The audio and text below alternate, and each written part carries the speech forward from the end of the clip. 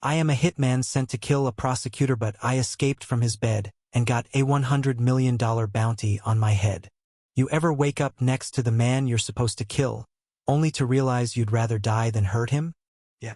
That was me, but naked, heart racing, slipping out of his arms at 4 a.m. with a silencer in my duffel and guilt burning through my ribs. His name was Adrian Knox, state prosecutor of New York, media darling, enemy of the underground, and my mark. 3 months ago, they pulled me in. This guy's getting too close, my handler said, slamming down photos of Adrian standing outside a courthouse, eyes sharp like razors behind horn-rimmed glasses. You take him out clean and quiet. One shot.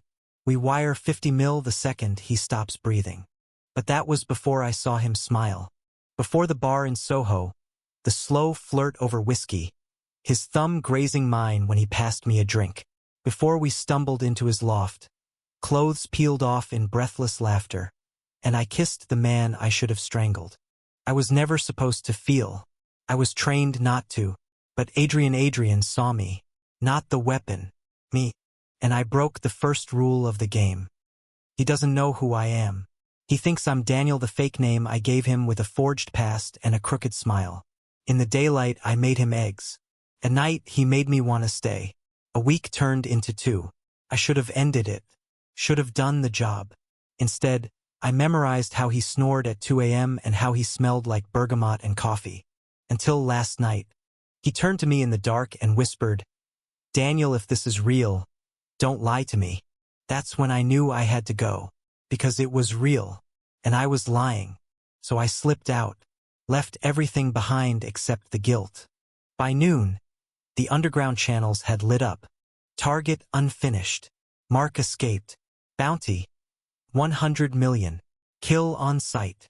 I wasn't just a ghost anymore. I was a prize. A hunted man. And the worst part? Adrian's next. I drove for days, dodging every city I ever knew, burning fake IDs as I went. But I couldn't stop checking his name on the news. He was fine for now. Still in court. Still crusading against the mob families I used to work for. Still alone in that loft. The guilt twisted like glass in my gut. And then I saw it. A leaked photo. Adrian, bloodied outside his office. Someone had tried to finish the job I didn't. I knew then I couldn't run anymore. Breaking into the courthouse wasn't hard. I still had skills.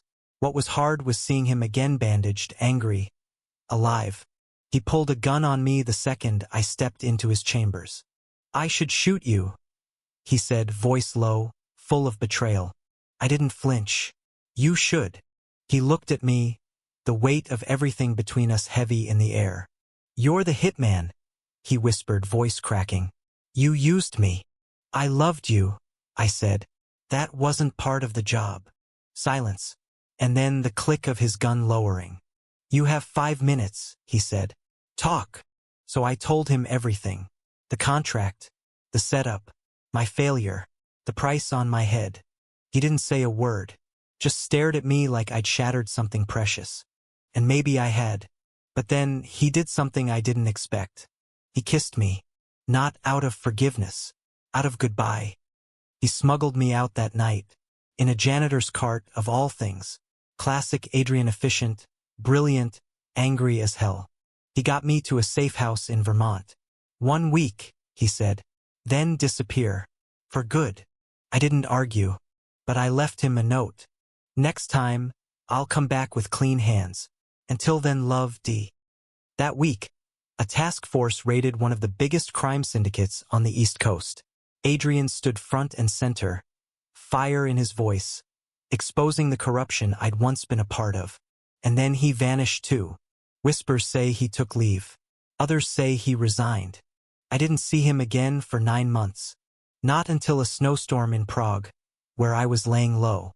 He walked into the cafe like a ghost, scarf wrapped tight, eyes scanning until they found mine. I froze. My hand almost went to the blade I no longer carried. He just smiled. Room upstairs. Coffee's on me. We didn't say much that night. Just held each other, letting silence speak what words couldn't. The scars, the pain, the longing, they were still there. But so was the love. We weren't who we used to be. I wasn't a killer anymore. He wasn't chasing justice for everyone but himself. We were just two men who survived each other. Today, the bounty is still out. I still move from city to city, watching shadows and ducking eyes. But sometimes, Adrian meets me halfway. In Amsterdam, in Marrakesh, in some nameless hotel in Tokyo. We pretend we're just lovers passing through. And maybe we are. But when he looks at Muhen he touches, may know this is real. Love doesn't need perfect timing. It just needs to be worth the risk. And for him, I'd risk everything again. Thank you for listening. Don't forget to like and subscribe to stay updated with the latest videos.